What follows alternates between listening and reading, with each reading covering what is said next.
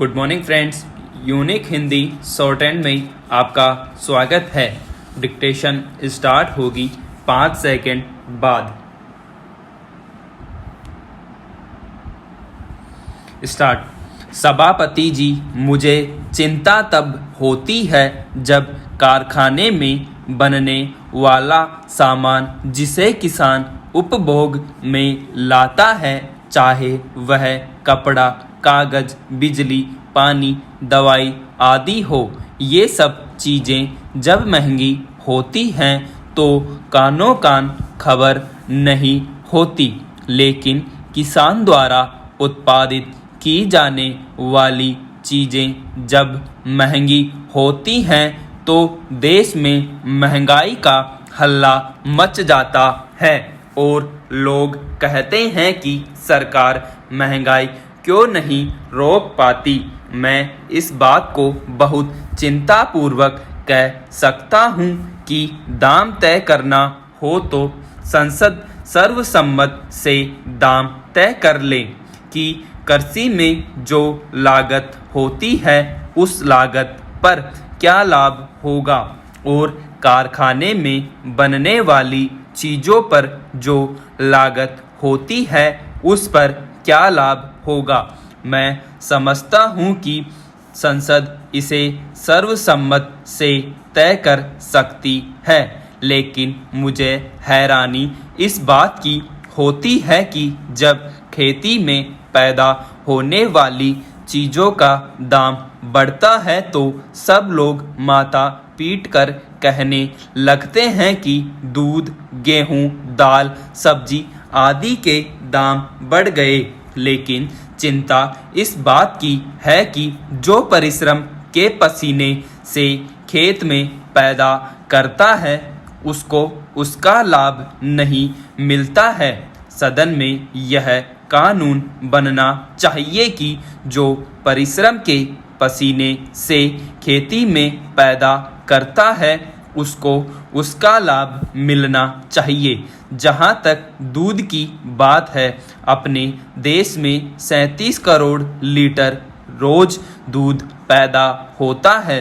125 करोड़ की आबादी में 37 करोड़ लीटर दूध होता है। दूध की कितनी खपत है, एक आदमी को कितने दूध की ज़रूरत है, इस बात को भी हम प्रामाणिकता से कह सकते हैं कि 37 करोड़ लीटर दूध में देश की 125 करोड़ आबादी को दूध उपलब्ध नहीं हो सकता है। इसका कारण यह है कि दुधारू पशुओं को भारी मात्रा में कटान के लिए भेजा जाता है। देश में भारी मात्रा में मांस निर्यात होता है। भैंसों के दूध हमें आज भी इसलिए कम उपलब्ध होते हैं क्योंकि भैंसों के मांस की उपयोगिता कई देशों में है। हमारे देश से भैंसों का निर्यात उसे काटने के लिए हो रहा है। यह बात सरकार की जानकारी में होनी चाहिए और इस पर रोक लगाई जानी चाहिए। एक किसान होने के नाते मैं यह बात कह सकता हूँ, लेकिन इस बात को बहुत से लोग नहीं समझते हैं। बहुत से लोग इसलिए नहीं समझते हैं क्योंकि वे दूध का उत्पादन नहीं करते हैं। बहुत से लोग इसलिए नहीं समझते हैं क्योंकि वे खेती के बारे में नहीं जानते हैं। बहुत से लोग इसलिए नहीं जानते हैं क्योंकि वे खेत में परिश्रम की कीमत नहीं समझते हैं। लेकिन हम इस बात को जानते हैं कि यहाँ बहुत सारे लोग कृषि क्षेत्र से जुड़े हुए हैं। वे सभी लोग इस बात को जानते हैं। मैं इसलिए कहता हूँ कि यह कृषि और ऋषि परंपरा का देश है क्योंकि ऋषियों ने हमें वैदिक काल में बताया था कि कहाँ किस तरह की खेती होनी चाहिए। वैदिक काल में हमें ऋषियों ने बताया था कि गाय और भैंस का दूध पीने वाले लोग कैसे स्वस्थ रह सकते हैं। सभापति महोदय, मैं आपके माध्यम से सरकार का ध्यान उन सैकड़ों गांवों की ओर ले जाने की कोशिश कर रहा हूं जो सीमाओं पर है और जहां से तेजी से लगातार पलायन हो रहा है। चिंता का विषय यह है कि जहां पलायन होगा, राष्ट्र के प्रहरी की तरह सीमाओं पर बसे गांव हैं। यह राष्ट्र के लिए संकट का विषय होगा। उन क्षेत्रों में रहने वाले लोग जो भेड़ पालन करते थे, उनकी आर्थिकी धीरे धीरे कमजोर होने के कारण सक्षम लोग पलायन कर गए और जिन लोगों के हाथ में कुछ नहीं है वे पलायन करने पर मजबूर हैं। जो ऊनी भेड़ पालन, बकरी पालन होता था, जो भी कारण रहे होंगे, चाहे वन अधिनियम, चाहे सरकार की खराब नीतियां, वह पूरा क्षेत्र खाली हो रहा है। मैं समझता हूं कि हमारे पारंपरिक कुटीर उद्योग खत्म हो रहे हैं। उन्हें संरक्षित करना चाहिए, उन्हें जड़ी बूटी से जोड़ना चाहिए। कीड़ा जड़ी जो उस क्षेत्र में मिलती है वह 6 से 8 लाख रुपए किलो है। सरकार विधिवत तरीके से संजीवनी और कीड़ा जड़ी को उन लोगों के साथ जोड़कर उसका कृषिकरण करते हुए उनकी आर्थिकी को मजबूत करे। इससे दोनों काम होंगे, वे मजबूत होंगे और सीमाओं की भी रक्षा होगी।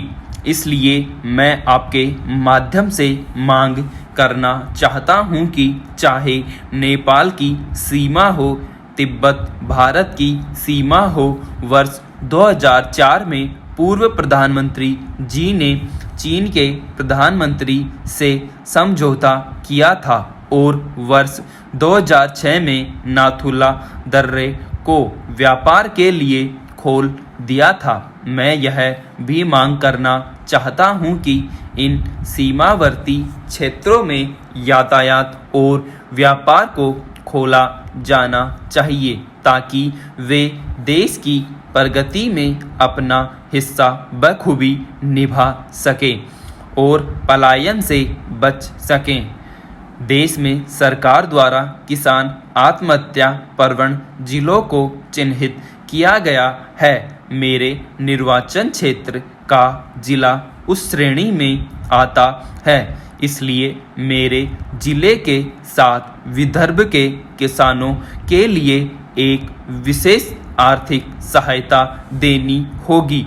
माननीय प्रधानमंत्री द्वारा इस क्षेत्र के एक गांव में स्वयं दौरा कर स्थिति की भयावहता देखी है, इसलिए यहां पर सिंचाई, बिजली, सड़क, कृषि उत्पाद खरीद केंद्र, प्रत्येक परिवारों को मकान, दूध, बकरी और कुक्कुट पालन जैसे स्वरोजगार उपलब्ध कराने का प्रयास किया जाना चाहिए।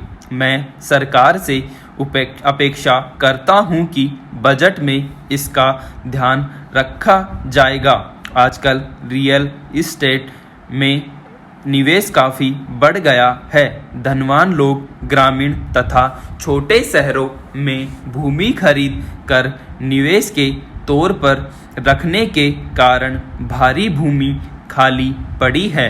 इसका संज्ञान लेकर अप्रयुक्त भूमि को वापस लेकर भूमिहीन किसानों को देने के लिए सरकार द्वारा पहल की जानी चाहिए। पिछली सरकार के कार्यकाल में 1,86,000 करोड़ रुपये का कोल घोटाला उजागर हुआ। अनियमित आवंटन के कारण राजस्व के भारी नुकसान को देखते हुए आवंटित सभी कोल ब्लॉकों का आवंटन तत्काल रद्द कर इसे नीलामी बोली के द्वारा तथा कोल इंडिया को कोल उत्खनन के लिए देने का निर्णय सरकार को लेने के लिए तत्काल कदम उठाने का अनुरोध करता हूँ।